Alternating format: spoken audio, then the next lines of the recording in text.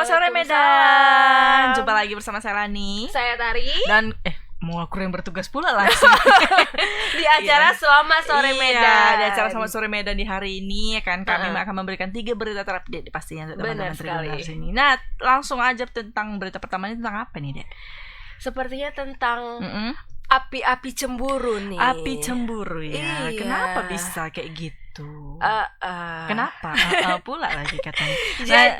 Jadi kan hanya karena terbakar api cemburu, Roni Andriansyah Putra tega mencekik istrinya Ari Kurniawati hingga meninggal dunia. Ya ampun, itulah kan karena ada api itu ya. Api ya. Api membara-bara ya. Iya, jadi apinya itu tidak kelihatan tapi bisa membunuh. Iya, berarti sangat mengerikan api itu ya. Nah, jadi kan peristiwa tersebut terjadi di tempat kusuk tradisional Jalan Rahayu, Pasar 11, Desa Bandar Kelipah, Kecamatan Percut Setuan katanya. Itu Pasar 12. Pasar 12. Oh iya 12. Saya bilangnya 11 ya. Oh iya kalau gitu. Menurut Nur warga setempat kejadian pembunuhan itu terjadi sekitar pukul 4.30 menjelang sholat subuh. Jadi malam itu pelaku mendatangi istrinya ke lokasi kejadian untuk mencari istrinya. Ia menjelaskan menurut informasi yang didapat pelaku dan korban sudah lama berpisah namun belum cerai secara resmi. Untuk informasi yang kita terima mantan istrinya ditalak saja. Memang sudah lama pelaku ini mencari keberadaan istrinya katanya gitu kan, Dek. Nah ia mengatakan saat kejadian ada 4 orang termasuk pelaku dan korban di tempat kusuk tradisional itu. Di rumahnya itu ada teman korban juga sama anaknya yang usia 3 tahun tapi mereka ini beda kamar katanya. Oh jadi anaknya masih kecil ya? Iya betul, masih 3 tahun. Masih 3 tahun ya. Pastilah masih kecil deh, masa dari dewasa. Ya betul.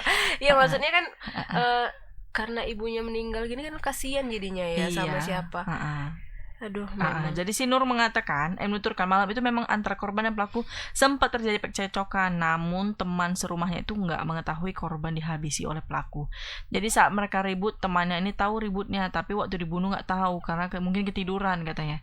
Jadi dikatakan usai menghabisi nyawa istri pelaku kemudian datang ke Masjid Al-Fatih yang tidak jauh dari lokasi kejadian katanya, Dek. Mungkin ada videonya ya, kita saksikan dulu. Iya, kita lihat videonya.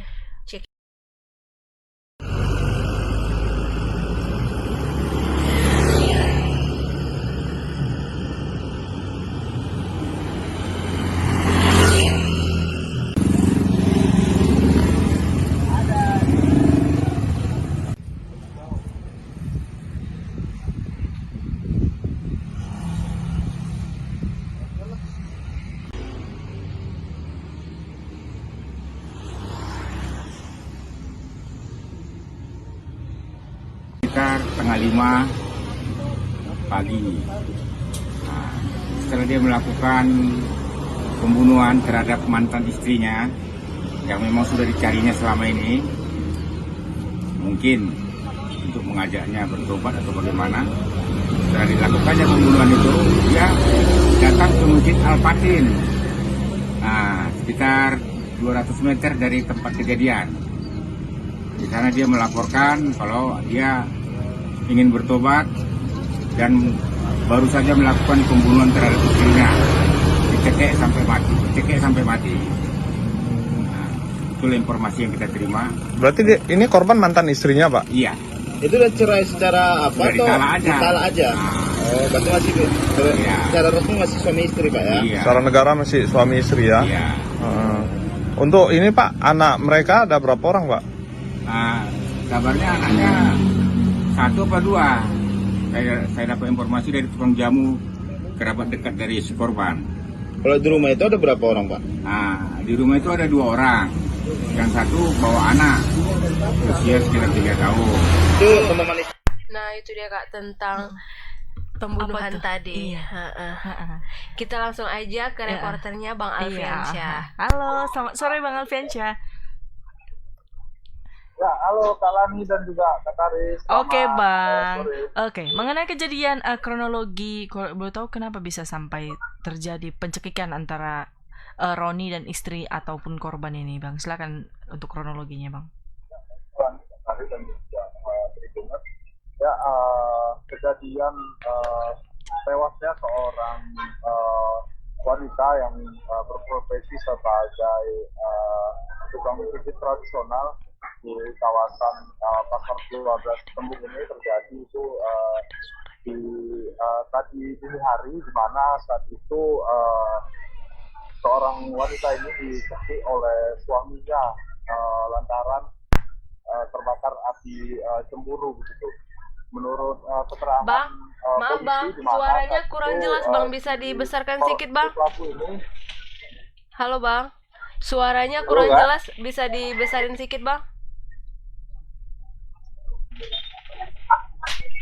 Nah, gitulah Bang, pakai buka masker ya kan. Alasan nggak deh. Iya. ya, Langsung dimatikan. Kok langsung Retinani. Ya ampun, Kak, kayaknya yang dari Iya, kemarin iya, kita gangguin ya kan, macam Bang Freddy langsung hilang dia. Ini juga Alfiansa langsung hilang. Ada Langsung apa marah emangnya? dia ada. Iya. Gara-gara kau suruh buka apa kuatin suara, buka masker langsung di Langsung emosi membara-bara ya kan, macam ini juga. iya, langsung terbakar api. Iya, terbakar api ya. Terbakar api. Kira-kira. Oh, langsung nyambung. Oh, ya langsung nyambung. Halo Bang. ya, halo Kak. Iya. Ya, untuk kejadian kasus tewasnya seorang wanita yang berprofesi sebagai tukang pijit di tempat pijit tradisional ini terjadi itu tadi dini hari, di mana saat itu korban ini tinggal di sana. Namun ketika itu suaminya itu datang yang sudah lama mencari si korban ini. Nah, ketika dia itu datang, menurut keterangan dari para warga memang sempat terjadi percekcokan antara korban dan pelaku ini. Nah, di sana karena si pelaku ini sudah terbakar api cemburu. Menurut keterangan polisi, si pelaku ini cemburu karena si wanita ini sering mencari pelanggan dari aplikasi micet begitu, sehingga si pelaku ini pun cemburu dan akhirnya mencekik si korban hingga meninggal dunia. Nah, saat kejadian itu memang di lokasi itu ada juga seorang teman dari korban ini bersama anaknya, namun mereka ini pisah kamar begitu, ataupun kamar itu berbeda di samping-sampingan. Namun untuk temannya ini hanya mendengar bahwasannya si pelaku ini dan korban terlibat pertikaian dan tidak mengetahui bahwasanya si korban ini dibunuh oleh si pelaku. Nah, usai melakukan pembunuhan ataupun mencekik si korban ini, pelaku ini pun kemudian langsung datang ke masjid yang kebetulan tidak jauh dari lokasi kejadian. Ketika itu memang sudah menjelang salat subuh, dia pun mengaku di masjid itu kepada warga bahwasanya dia baru saja membunuh istrinya dengan cara dicekik. Dia pun mengatakan saat itu dia ingin bertobat, makanya dia itu datang ke masjid. Mendengar pernyataan dari si pelaku ini, kemudian warga pun akhirnya heboh begitu dan mendatangi lokasi tempat pijit tradisional ini dan menemukan istrinya itu sudah meninggal dunia. Nah, sementara warga lainnya langsung mengamankan pelaku ini dan membawanya ke Polrestabes Medan. Ya, untuk saat ini si pelaku sudah diamankan oleh pihak kepolisian dan masih dalam tahap proses pemeriksaan polisi. Begitu Kak Tari dan Jalan. Oke Bang, apakah pelaku sudah diperiksa Bang kejiwaannya Bang? Kayaknya karena dia kan habis membunuh dia langsung katanya mau bertobat ke masjid katanya gitu kan. Gimana Bang? Ya, untuk kejiwaannya mungkin saat ini masih dilakukan proses pemeriksaan ya Kak di kantor polisi. Mungkin kedepannya polisi juga akan melakukan pemeriksaan kejiwaan terhadap si pelaku ini Kak. Karena baru tadi kejadian dan pelaku juga baru tadi diamankan oleh pihak kepolisian. Nah, menurut informasi dari warga, mereka ini memang sudah lama berpisah begitu. Namun kisahnya itu masih secara talak dan belum secara negara begitu. Si perempuan ini sudah sempat hilang begitu. Lalu si pelaku ini mencari-cari korban hingga akhirnya ketemulah di lokasi itu dan terjadilah aksi pencegahan hingga berujung maut itu Kak. Gitu, Kak. Oke Bang Alfiansyah, kira-kira pada saat kejadian tersebut Bang, si istri itu memang bekerja di salah satu tempat kusuk tradisional itu, dan memang kalau boleh tahu ada nggak sih chat-chat terakhir mereka sebelum kejadian malam ini, Bang?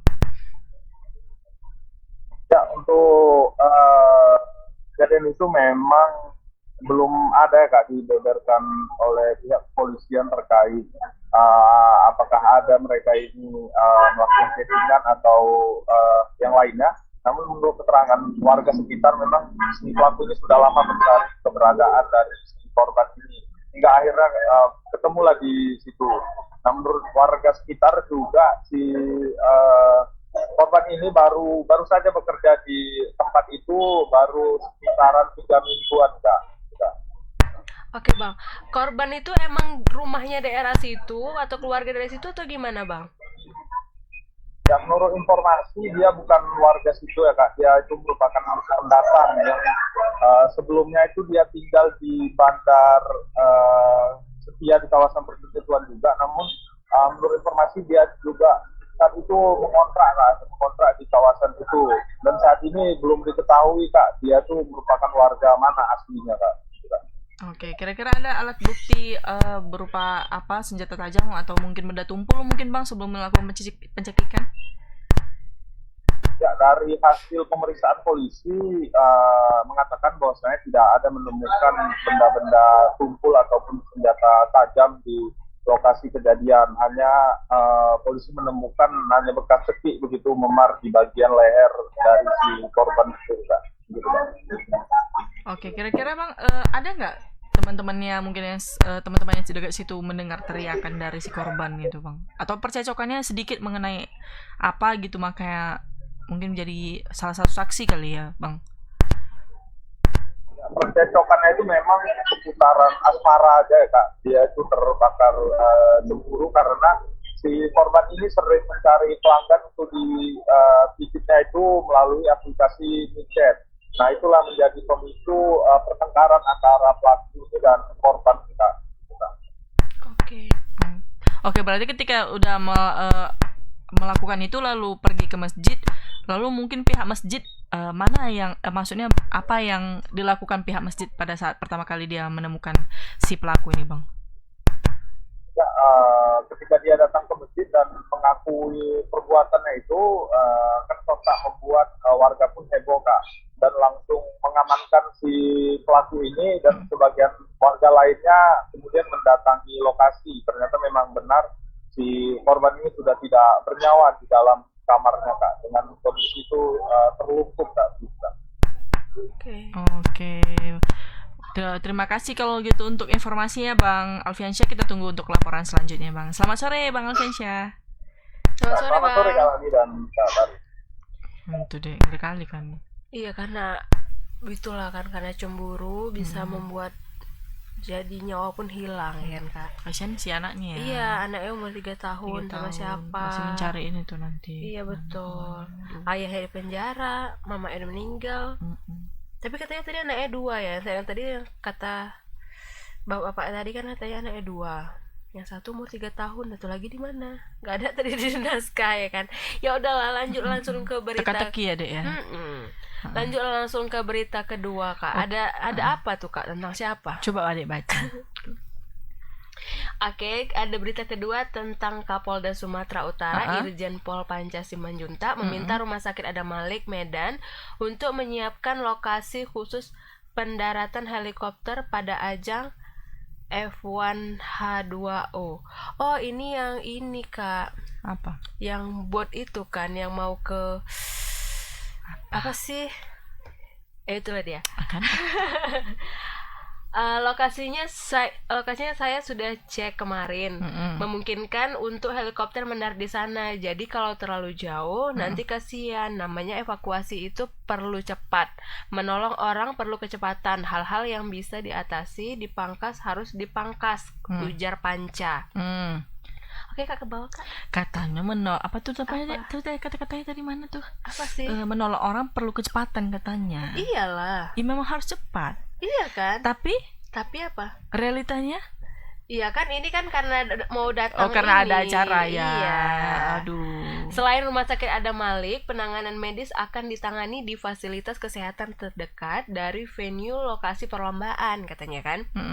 Berdasarkan data yang dipaparkan oleh Basarnas, terjadi 3 lokasi pendaratan helikopter medis di Medan, yakni di halaman RS Adam Malik, GBI House, Jalan Jamin Ginting, dan kantor Basarnas Medan. Ini yang ini loh Kak, yang lomba buat itu Apa? tahu nggak sih? Yang mau di Danau Toba itu, iya tahu kan? Nah, nggak mungkin ibu nggak tahu. Berdasarkan hasil survei, sudah layak untuk dijadikan tempat mendaratan dengan syarat beberapa pohon ditebang dan lapangan dibersihkan, katanya kan. Gubernur Sumatera Utara Edi Rahmayadi mengatakan persiapan F1H2O yang akan dilaksanakan di Bali G Danau Toba pada 24 sampai 26 Februari 2023 mendatang sudah 80%. Edi menyebut saat ini tengah dilakukan pembahasan untuk mematangkan persiapan, katanya kan. Ini yang sedang dicek di mana-mana yang belum selesai, yang harus kita kejar. Sudah 80%, makanya saya mau ngecek. 80% ini kok masih ada 20%, ujar si Edi katanya gitu kan. Panjang Kak. Kita lihat dulu lah videonya ya kan. Kita langsung lihat biar nggak videonya. cengap-cengap Edi. Event ini 5 tahun, selama 5 tahun. Jadi kemarin saya sempat bicara, mungkin nanti Pak Kosmas dan teman-teman dari Injurni yang ikut. Dan akan beroperasi di Toba sampai tanggal 26 malam atau 27 pagi, dan itu semua biaya ditanggung oleh Kementerian Perhubungan. Dan penataan saya sudah cek kemarin dan memungkinkan untuk helikopter mendarat di sana. Jadi kalau terlalu jauh nanti kasihan. Kita namanya evakuasi itu cepat, perlu kecepatan. Menolong orang perlu kecepatan. Ya hal-hal yang bisa diatasi di Bangkas harus dibangkas supaya bisa terlihat keselamatan. Itu ya, teman-teman. Ya. Ya, dikit aja. Persiapan harus sejauh ini Pak. Ini yang sedang dicek mana-mana yang belum selesai, yang harus segera kita kejar. Kalau dari laporan Pak di Danau Toba sendiri Pak, apa mungkin yang jadi? Sudah 80%, makanya saya mau ngecek 80% ini tuh masih ada 20%. Semua secara perangkat, semua keamanan, semua sudah disiapkan. Tapi saya tak mengerti balap ini kayak mana. Ini balap ini saya juga tak pernah lihat. Nah ini kalian ikutin aja ini. Mana-mana yang belum selesai. Nanti rencana turun ke lapangan langsung Pak? Udah bolak-balik turun ke lapangan. Aja bingung juga, saya nggak mengerti. Makanya ini saya mau tahu. Ya. Terima kasih ya. Nah itu tadi ya kan kata Pak Edi kita. Nah ini ada siapa Dek? Reporternya Ada Rehtin Hani. Ada Rehtin Hani. Halo, selamat sore Hani. Selamat sore, Kak Tari dan Kak Lani. Oke, Han mengenai katanya sudah mulai rampung ini sepertinya untuk acara F1H20 ini. Kira-kira boleh tahu nggak sih 80% yang tadi apanya itu? Kok ada masih 20% itu kira-kira apanya itu Han? Silakan untuk laporannya Han.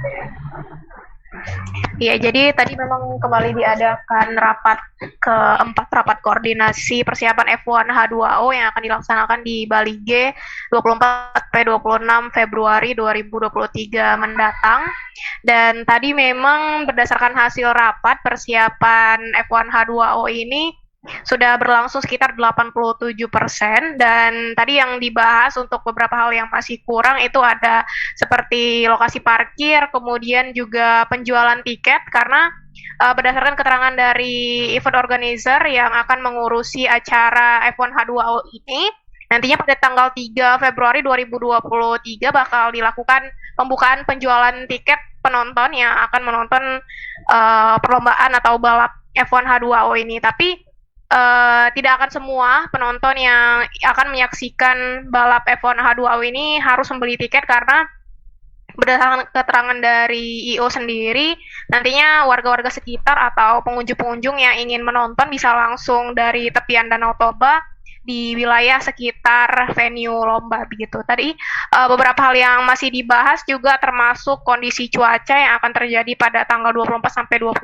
Februari. Kemudian juga tadi fasilitas kesehatan yang disiapkan jika terjadi kecelakaan atau hal-hal yang tidak diinginkan. Tadi juga sudah disiapkan petugas medis yang akan bertugas di sekitar venue balapan. Kemudian juga untuk evakuasi sendiri tadi memang sempat dibahas langsung oleh Kapolda Sumatera Utara dan juga Ketua Panitia Lokal F1 H2O Binsar Situmorang tadi mengatakan bahwa untuk evakuasi yang akan dilakukan nanti paling dekat di Medan itu adalah Rumah Sakit Adam Malik.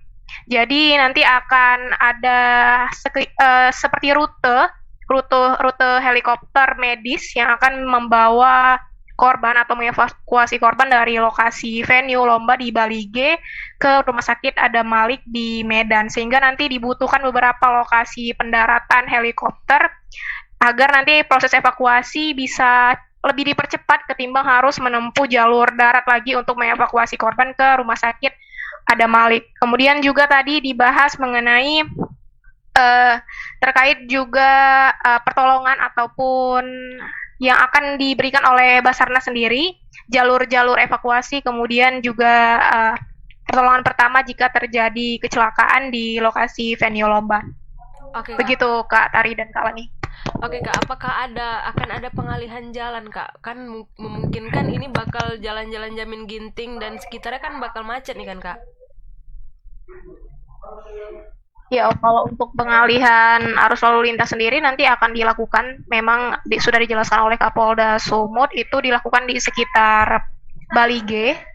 Tapi kalau untuk di Medan sendiri sampai saat ini belum ada dibahas mengenai pengalihan arus karena untuk lokasi pendaratan helikopter itu sendiri sebenarnya diharapkan tidak terjadi kecelakaan, tapi jika harus dilakukan penggunaan helikopter untuk evakuasi nantinya akan dilakukan rencana kontingensi. Tadi sudah dibahas juga bagaimana jika helikopter harus mendarat di Rumah Sakit Adam Malik. Tapi kalau untuk perubahan arus sendiri khususnya dilakukan di Bali G dan di sekitar venue lomba begitu Kak. Oke Han, kira-kira untuk mungkin resort atau hotel mungkin menjelang hari H ini kira-kira ada kenaikan mungkin nggak sih untuk para pengunjung? Kira-kira Han. Kalau untuk hotel dan juga homestay sendiri memang sudah dipersiapkan dari jauh-jauh hari karena perkiraan pengunjung yang datang itu di atas 30.000 pengunjung karena untuk peserta dan ofisial sendiri berasal dari 10 negara, sehingga kalau diprediksi memang kalau di sekitar Bali G, homestay dan hotel itu sudah penuh. Tapi kalau kenaikan memang berdasarkan keterangan dari Ketua Panitia Lokal tidak ada karena memang sudah di-booking atau sudah dipersiapkan khusus untuk peserta dan juga ofisial, sehingga untuk penonton ataupun pengunjung yang memang ingin menonton dan menghabiskan waktu di lokasi perlombaan itu disarankan untuk menginap di hotel atau homestay di luar Bali G seperti di Tarutung atau di beberapa kecamatan atau kabupaten lain di sekitar Kabupaten Toba begitu Kak. Oke, kira-kira ada penambahan armada untuk penyeberangan kah kira-kira Han? Kalau untuk penyeberangan sendiri tadi belum ada dibahas terkait hal itu, cuman memang untuk penyeberangan dan transportasi yang disiapkan itu memang untuk loading barang yang diperlukan untuk perlombaan nanti, dan itu dimulai pada sekitar tanggal 10 Februari 2023 nanti memang ada loading barang dari penyeberangan dari Pelabuhan Ajibata nantinya ke lokasi lomba memang sudah dipersiapkan, dan juga untuk bandara sendiri dari Bandara Kuala Namu, kemudian juga Bandara Silangit dan Tol Medan Siantar sudah dipersiapkan khusus untuk loading kelengkapan yang dibutuhkan di perlombaan F1 A2 nanti Kak.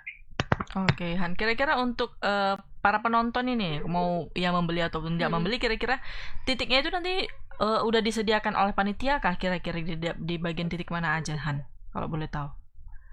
Iya, kalau untuk tempat penonton sendiri sudah disediakan oleh panitia, itu ada di sekitar venue lomba di Pelabuhan Mulia Raja Napitupulu, itu ada sekitar 10.000 kursi yang tersebar di beberapa tribun.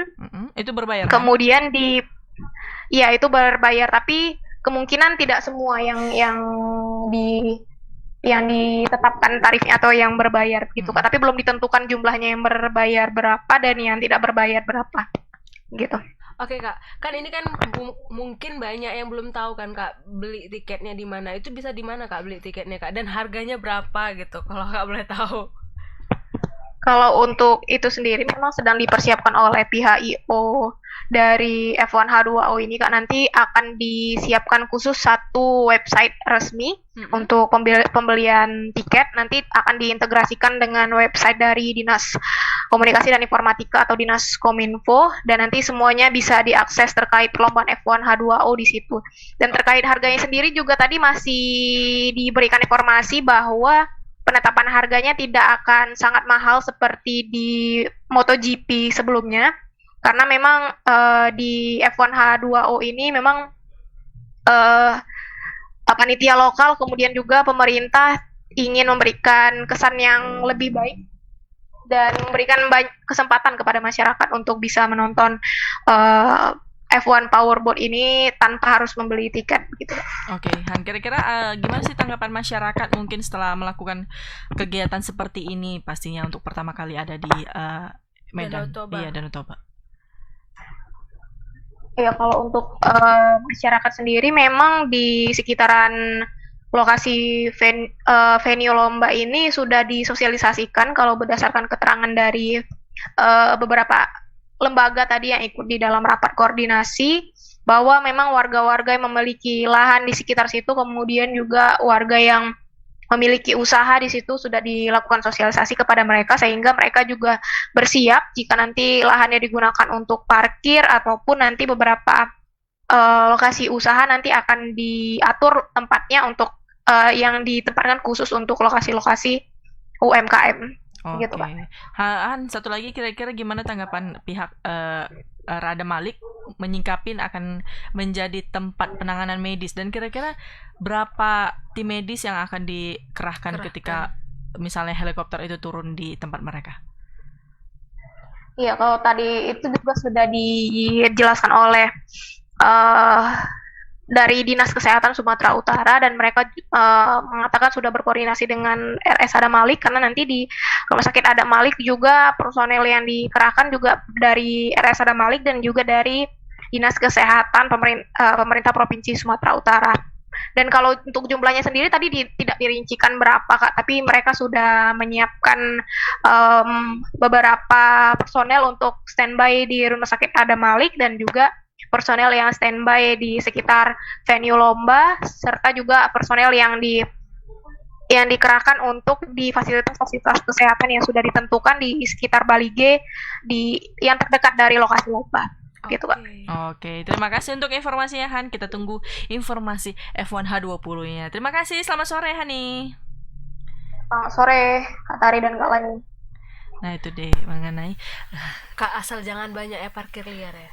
Pastilah, kayak nggak tahu kesempatan. Tadi aku mau nanya itu, yang paling bingung tuh nanti apa, mau toilet dadakan. Iya benar. Ya kan? Nanti tiba-tiba kita, apalagi kan banyak orang dari luar negeri ya. Nanti mereka mau masih tuh langsung mintain duit. Iya kan, mungkin di sana biasa gratis ya kan, di sini nggak bisa. Atau mungkin biaya penyeberangan mungkin ya kan. Iya, bertambah mahal. Jadi harganya dolar di sana. Betul. Ya kan. Terus lagi mungkin ditambah apa lagi apa tuh namanya kalau kita misalnya mau bilang apa tadi lupa. Oh, untuk penginapan mungkin hotel-hotel yang pinggir-pinggir yang nggak Iya, pasti naik. Hotel-hotel yang mungkin biasa kayak yang biasa-biasa gitu ya kan. Iya. Harganya biasa pasti naik 3 kali lipat. Iyalah, iya, lebih 3 kali 4, 5 kali lipat. Maka aku bilang aja, jadi di situ harganya udah jadi dolar semua kan. Iya, betul. Coba kita cek nanti ya, entah mana tahu ada rezeki ya kan. Iya, kita mau di situ. Mau nanti emosi ada di situ. Kenapa? Karena kan pasti macet. Iya, nggak bisa kemana-mana. Penuh ya, full kan? di mana-mana tahu Aduh, kan. Udah iya, kita nonton betul. dari apa aja deh. Ya udah, berarti kan kita nonton dari sini aja ya. Semoga kan? ketika acara ini selesai ya kan, nggak ada banyak sampah di Danau. Iya benar. Kok bisa langsung dibersihkan? Kadang nanti dari pihak event organizernya kadang tiba-tiba nanti dibiarkan gitu aja ya kan, bukan langsung dibersihin atau betul, gimana. yang rugi nanti masyarakat setempat. Iya ya kan? betul. apalagi nanti bakal banyak yang rusak kan lahan-lahan mereka. Kurasa ini pun jalan-jalan pun ditempel-tempel lah, dibagus-bagusin ya kan. Iya, agak dibagus-bagusin agak ya. Nanti udah apa keroak lagi terserah ya. Nanti adik kan ntar lagi mau ke sana, ke arah sana. Jadi mau lihat di sana bagus nggak gitu kan. Kepersiapannya sampai gimana sih gitu. Tapi masih kita lama harus lah. Cek dulu. Ini tanggal 24 dia mulai. Iya kan, ke sana nanti tanggal pertengahan. Oh iya.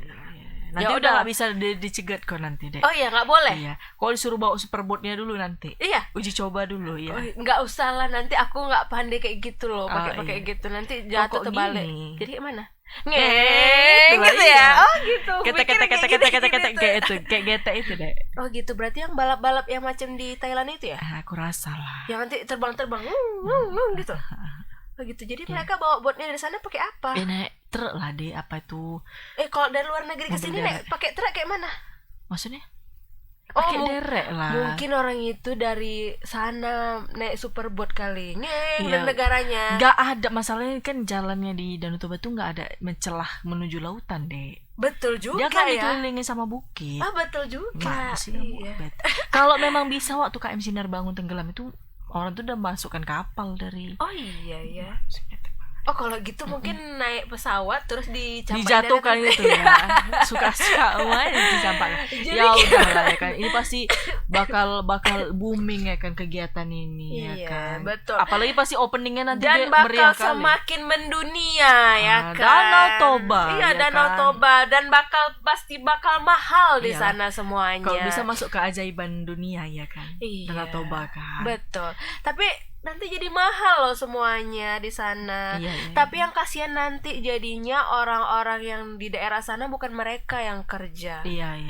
Pendatang yang jualan. Mereka tetaplah jadi petani ya kan Kak. Iya betul itu. Ya udah lanjut lah langsung ke berita ketiga Kak. Ada apa itu Kak? Adek lah baca. Kak ini ada udah kakak juga. Cepet dong Kak. Oke, ini tentang fans kakak nih, si Farhad Abbas. Nggak laku. Kan kakak yang mau tadi. Jadi si Farhad Abbas telah melaporkan Bunda Korla ke Polres Metro Jakarta Selatan pada hari Senin ya kan kemarin. Jadi Farhad Abbas ini melaporkan Bunda Korla lantaran wanita yang belakang ini jadi idola masyarakat itu diduga kerap menyebut alat kelamin pria dan wanita di media sosialnya. Farhad Abbas menilai apa yang dilakukan Bunda Korla itu melanggar norma yang berlaku katanya. Kak, ini yang kemarin si Farhad Abbas yang nyanyi itu ya? Gimana? Yang mana? Yang nyanyi yang di sosial media itu nyanyi si Bunda Korla dia. Emang gue pikirin kayak mana ya? Gak tahu aku. Aduh, kau fans dia ya? Aku aja gak tahu. Nggak nengok di Lambe Tura. Nengok di Instagram. Aku gak tahu lah. Jadi atau Mak Rumpi ya itu ya. Yang di mana nggak tahu lah. Jadi kan katanya kan di laporan tersebut dilayangkan oleh Farhad Abbas lantaran ia merasa Bunda Korla telah meresahkan. Pasalnya ia telah mendapati seorang anak di bawah umur menirukan gaya bicara Bunda Korla. Sebenarnya kalau kayak Bunda Korla ini banyak di Medan pun banyak ya kan. Banyak lah. Kayak kita juga kalau bercakap. Betul itu. Apalagi kayak kawan kita yang laki-laki itu kan. Kan sama kayak gitu juga. Katanya si Farhad Abbas yang somasi Bunda itu gitu ya. Iya, mungkin mencari viewers atau inilah. Mungkin dia ini si Farhad Abbas ini kurang kali. Apanya? Cuannya? Iya. Cuannya ya. Iya. Mungkin mau cari ini juga. Katanya kau bukan laki-laki, kau bukan perempuan, itu yang itu loh yang dia nyanyi. Nggak tahu aku, nggak penting kali soalnya. Itu loh pokoknya yang heboh pasti itu dia nyanyi. Kalau si aku berita bermanfaat untuk kita sekolah gitu kan. Oh gitu. Kalau ini nggak bermanfaat ya. Iya lah, kayak dengar lagu dia kan nggak penting ya. Ini lagu Bunda Korla bukan? Itu yang didengarkan dia kan di remake sama dia kan. Oh itu dia ini diplesetkan dia kan. Oh ngerti. Jadi kan mungkin sebagian yang pro sama dia tidak mengerti kenapa kami laporkan.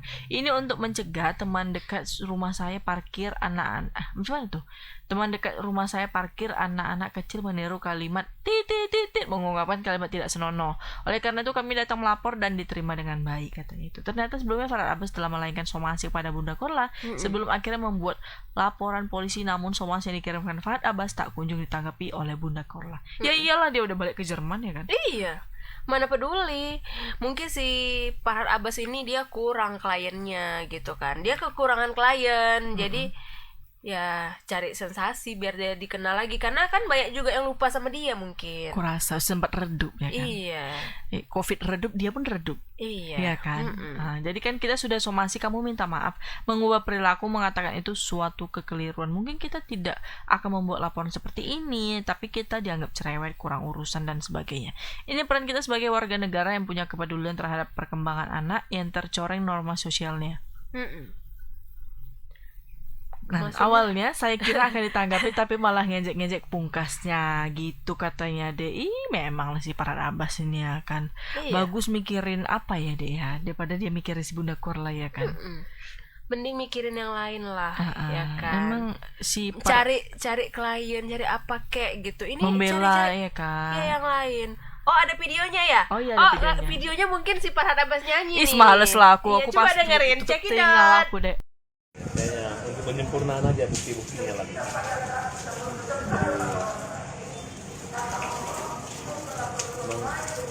Korla sudah kita laporkan dan laporan kita diterima Polres Jakarta Selatan. Untuk selanjutnya kita minta supaya dicekal. Kalau terlambat ya bisa pulang, bisa kabur dia. Oleh karena itu kita minta supaya pihak kepolisian segera membuat pencekalan juga tangkal ke luar negeri agar untuk mengikuti proses hukumnya. Alasan apa sih? Ya, kalau nanti dia nggak pulang-pulang lagi ya, gimana cara nangkap ya kan? Enggak, alasan laporannya. Persoalan yang kita laporkan itu bukan masalah transgender. Kita itu tidak pernah mempersoalkan transgender, hanya masalah mulut aja yang menjadi tren sehingga diikuti oleh anak bangsa. Kalimat-kalimat kelamin laki-laki, kelamin perempuan dengan kesombongan, kecuekan yang sebenarnya harus dia menyadari. Dan kita juga protes kepada semua tokoh-tokoh artis-artis selebriti di negeri ini yang memberi panggung. Yang sebenarnya tujuannya itu mereka itu bukan berbicara lagi menyangkut moral dan asusila, tapi bagaimana bisa mengetok tren populer daripada Korla ini. Bahkan sampai dibawa naik pesawat pribadi, sampai akan diadakan acara di kedutaan besar dan yang sebagainya. Ini sudah mereka membutakan mata, membutakan telinga mereka, bahwa sebenarnya apa yang diidolakan ini sangat bertolak belakang dengan pada kenyataan, khususnya yang menyangkut budaya Indonesia. Jadi hanya mulutnya aja yang dengan tata cara busana pakaian yang menjadi tren sehingga meme-nya diikut-ikutin orang-orang yang tidak pantas dan tidak wajar. Itu yang kita laporkan, sehingga ketika kita melakukan gelar perkara di Polres Jakarta Selatan, ya cenderung ke pasal 27 ayat 1 Undang-Undang ITE, dan di mana yang menyangkut asusila atau pornografi itu tidak hanya gambar atau fisik, tapi rekaman suara, lagu, dan gerakan maupun karikatur porno juga. Nah itu apa tadi kata dia tadi? Mama nggak tahu. Ku pikir dia tadi lagi mau nyanyi, nggak? Aku nungguin dia nyanyi kok nggak ada. Nggak ada gitu ya. kan. Untuk mengenai klarifikasi dia mengenai inilah kejadian pelaporan itu. Iya. Udahlah itu aja lah kita bahas deh. Ya Penting udah, aku bahas dia soalnya kan. Bosan. Nggak ada Tapi zatnya. tadi kakak yang minta ini, makanya ditampilkan lah langsung. Oh iya. Nggak ada zatnya ya. Iya, Ya udahlah nggak ada kita akhiri aja lah, karena kayaknya udah gelisah ya kan operator kita betul, ya betul. kan. Jadi saya Lani, saya Tari, dan kru yang bertugas pamit undur diri. Mohon maaf kalau salah-salah kata. Selamat sore Medan. Assalamualaikum.